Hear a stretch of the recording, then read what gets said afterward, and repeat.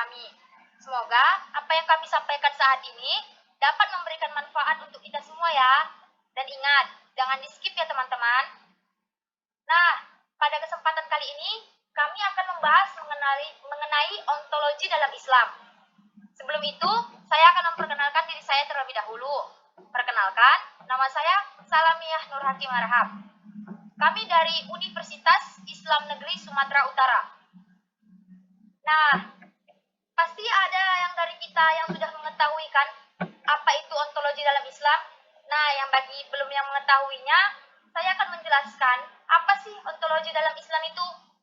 Nah, ontologi itu berasal dari bahasa Yunani, on yang bermakna keberadaan atau being, dan logos yang bermakna teori.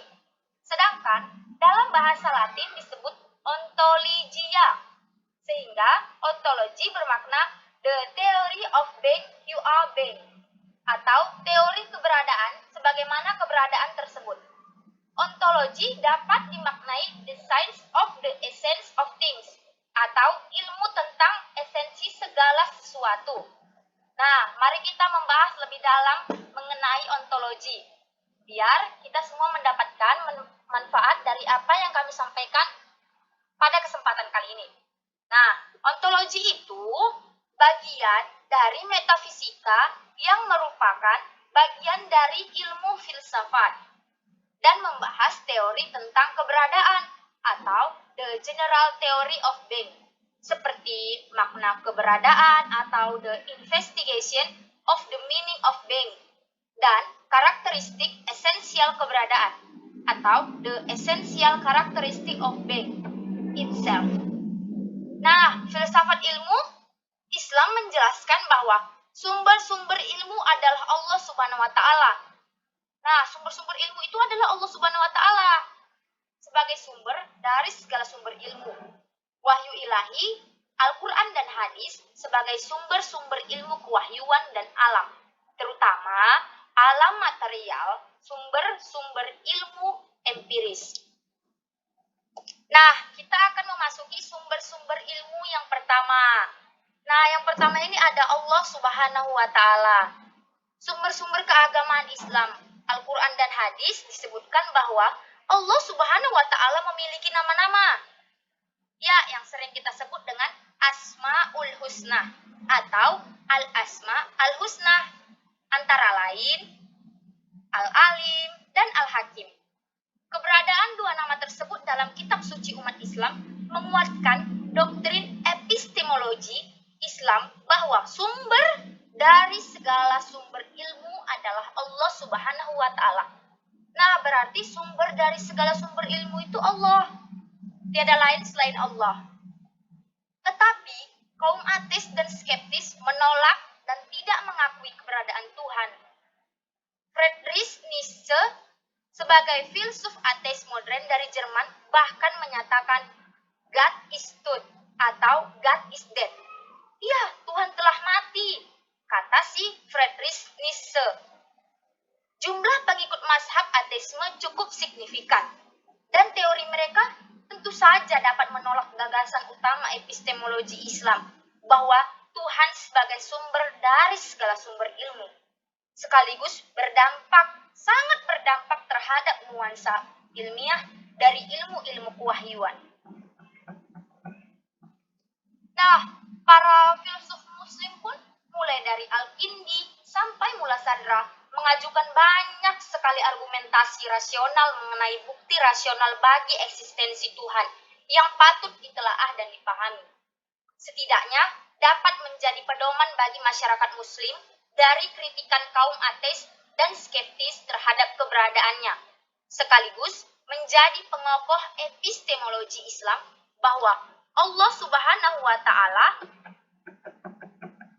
adalah sebagai sumber dari segala sumber ilmu. Nah, berikut ini akan saya jelaskan teori rasional tentang keberadaan Tuhan. Ada 3 teori. Yang pertama itu argumen melalui kebaruan atau dalil al-hududs. Dalil al-hududs. Nah, dalil al-hududs ini membuktikan keberadaan Tuhan dari keterbatasan penjelasan alam semesta. Nah, teori rasional yang kedua ini ada melalui kemungkinan atau dalil al-imkan atau dalil jawaz. Teori ini dikemukakan oleh Ibnu Sina yang menyatakan bahwa wujud dapat dibagi menjadi tiga. Nah, Ibnu Sina ini mengemukakan kepada semua orang kalau wujud itu dibagi menjadi tiga. Yang pertama itu ada wujud mustahil atau mumtani al-wujud. Nah, mumtani al-wujud itu adalah wujud yang selamanya mustahil menjadi ada. Nah, yang kedua ini ada wujud mungkin atau mungkin al-wujud. Mungkin al-wujud ini adalah wujud dapat menjadi ada dan di waktu lain menjadi tidak ada. Nah, berarti wujud mungkin ini dia bisa ada, tapi sewaktu-waktu dia bisa menjadi tidak ada. Nah, yang ketiga ini ada wujud wajib atau wajib al-wujud. Wujud yang selalu akan menjadi ada dan mustahil menjadi tidak ada. Nah, di dunia ini, wujud mustahil itu tidak ada. Karena itu, peluang wujud itu hanya ada dua. Yang pertama, wujud mungkin, dan yang kedua, wujud wajib.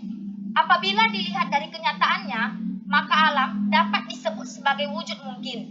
Alam semesta terdiri atas wujud-wujud terbatas, mulai dari mineral, tumbuhan, hewan, dan manusia. Sehingga alam merupakan kumpulan wujud terbatas. Secara teologis disebutkan bahwa Allah Subhanahu wa Ta'ala memiliki sifat Maha Mengetahui dan pengetahuannya sangat luas. Wah, luas sekali pengetahuan Allah Subhanahu wa Ta'ala. Tidak ada yang bisa menandinginya. Allah disebut sebagai wasi'un alim sebanyak 8 kali dalam Al-Quran. Nah, wasi'un alim sebanyak 8 kali dalam Al-Quran.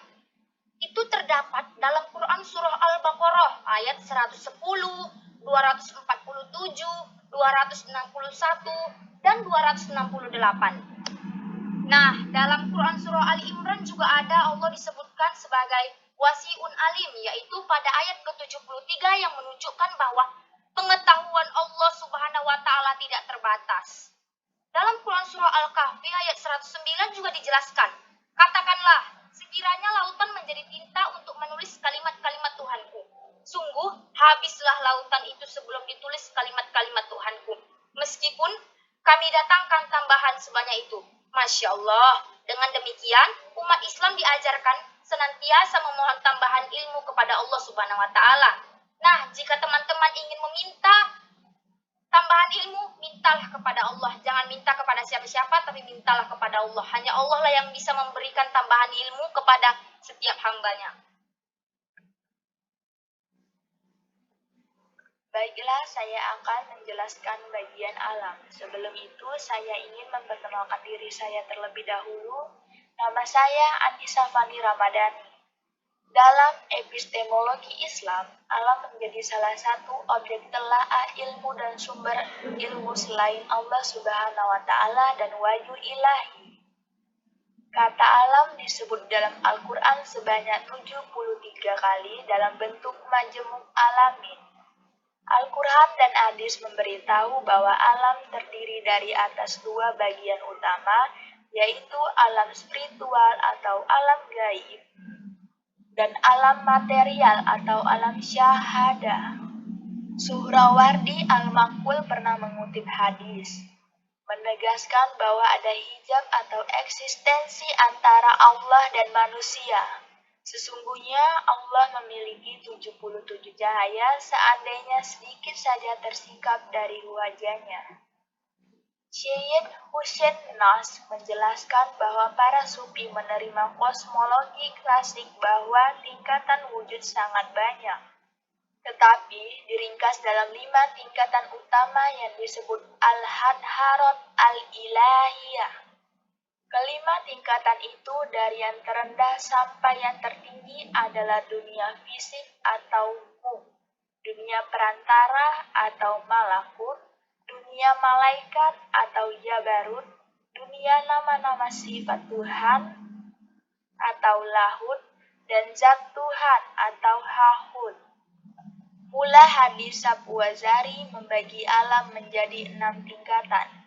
yaitu gaib al-awal, gaib al-sani atau ayan sabita, alam al-arwah, alam al-misal, alam al-ajsam, dan alam al-jami atau al-insal al-kamil. Al-Jarahi, seorang komentator kitab Hayakil An-Nur dari dunia barat, menjelaskan hakikat tiga alam versi Suhrawardi. Pertama, alam akal atau disebut dengan Al-Nur Al-Muhammadi sebagai makhluk pertama yang juga disebut akal universital, yaitu akal mutlak. Kedua, alam jiwa adalah alam jiwa segala makhluk. Ketiga, alam fisik terdiri atas bentuk-bentuk unsur material. Pembagian alam menjadi tiga jenis ini mirip dengan teori alam para filsuf peripatetik sebagai Al-Kindi, Al-Farabi, dan Ibnu Sina. Baiklah, saya akan membacakan materi tentang wahyu ilahi. Sebelumnya, saya akan memperkenalkan diri terlebih dahulu. Perkenalkan, nama saya Umi Hani Nasution. Menurut Hatib, wahyu jenis pertama adalah wahyu yang terbaca yang disusun secara rapi dan mengandung nilai mukjizat. Sedangkan wahyu jenis kedua adalah wahyu yang diriwayatkan yang diambil tanpa susunan yang mengandung nilai mukjizat. Manna Al-Katan menjelaskan bahwa Al-Quran merupakan salah satu mukjizat Nabi Muhammad SAW dan paling tidak ada 3 tipe mukjizat tersebut, yakni mukjizat dari segi bahasa atau mukjizat al-lughawi, mukjizat dari aspek ilmiah atau mukjizat al-ilmi, dan mukjizat dari aspek syariat atau mukjizat al-tashri'. Ada 4 fungsi hadis terhadap Al-Quran. Pertama, bayan al-takrir bahwa hadis tersebut berfungsi sebagai penguat teks-teks dan penjelasan-penjelasan Al-Quran. Dalam sumber hukum Islam, hadis menjadi sumber hukum kedua setelah Al-Quran, dan seluruh hadis Nabi Muhammad berperan sebagai penguat, penegas, dan pengokoh keterangan dari ayat-ayat Al-Quran. Kedua, bayan al-tafsir berfungsi sebagai perinci dan penjelas ayat-ayat Al-Quran. Ketiga, bayan al-tashri berfungsi menetapkan hukum suatu perbuatan yang tidak dijelaskan, ditegaskan, dan ditetapkan oleh ayat-ayat Al-Quran. Keempat, bayan naqs berfungsi sebagai penghapus sebagian penjelasan dan penetapan Al-Quran.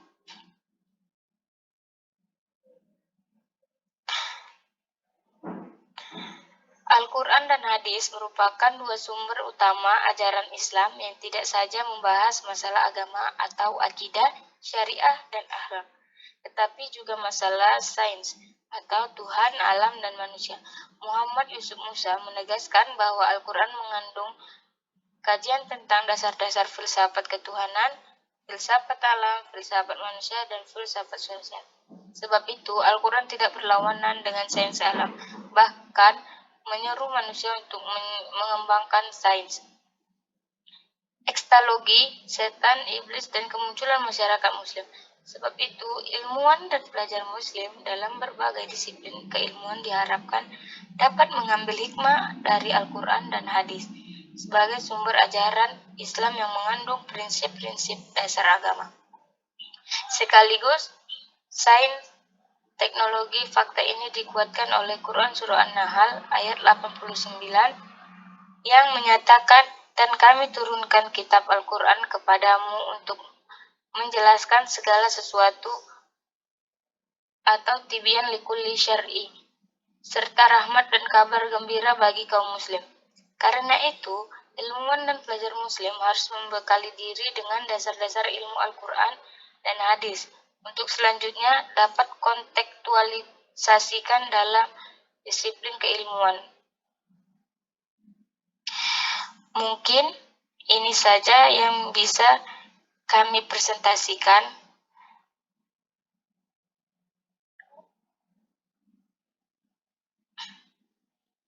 Jangan lupa di like, comment, and subscribe ya guys.